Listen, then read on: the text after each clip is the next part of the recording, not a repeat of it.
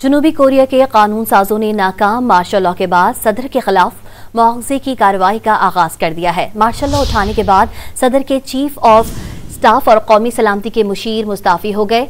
सदर पर भी मुस्ताफी होने के लिए दबाव पड़ने लगा।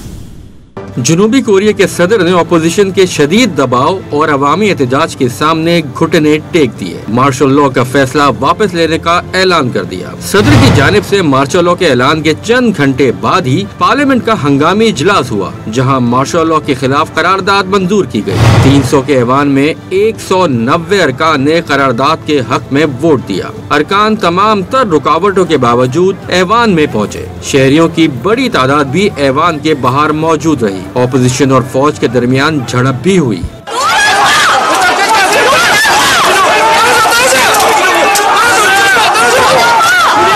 मार्शल लॉ हटाने का ऐलान होते ही आवाम ने सड़कों पर निकलकर जश्न मनाया।